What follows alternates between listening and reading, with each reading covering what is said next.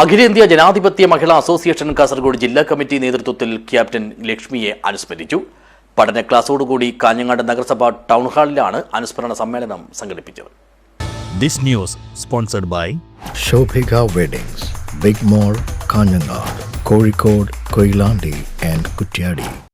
സ്വാതന്ത്ര്യ സമര സേനാനിയും Indian national ആർമിയുടെ പ്രവർത്തകയുമായിരുന്ന ക്യാപ്റ്റൻ ലക്ഷ്മി സൈഗാളിന്റെ ഒളിമങ്ങാത്ത ഓർമ്മകൾ നെഞ്ചിറ്റിക്കൊണ്ടാണ് അഖിലേന്ത്യാ ജനാധിപത്യ മഹിളാ അസോസിയേഷൻ കാസർഗോഡ് ജില്ലാ കമ്മിറ്റി അനുസ്മരണ പരിപാടി നടത്തിയത്.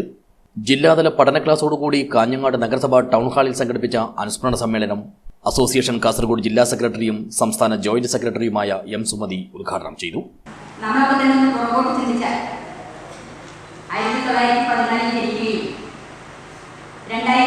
നമ്മളെ വിട്ടുപിരിയുകയും ചെയ്ത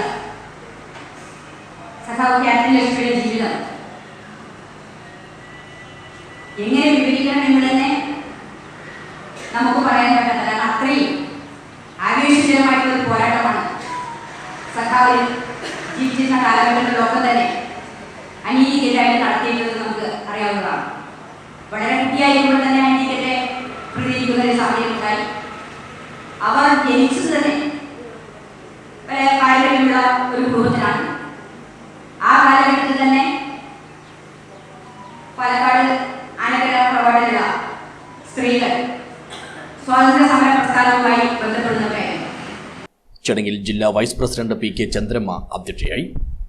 സംഘടന, വർഗീയതയും സ്ത്രീ സമൂഹവും തുടങ്ങിയ വിഷയങ്ങളെ അധികരിച്ചുള്ളതായിരുന്നു പഠന ക്ലാസ്. സംസ്ഥാന കമ്മിറ്റി അംഗം എ പി ഉഷ ക്ലാസ് കൈകാര്യം ചെയ്തു. P C Subaida, Omana Ramachandran, P P Prasanna, K V Sujatha, Sunu Gangadharan, M Mini എന്നിവർ സംസാരിച്ചു. ജില്ലാ സെക്രട്ടറി പി ബേബി ബാലകൃഷ്ണൻ സ്വാഗതം പറഞ്ഞു.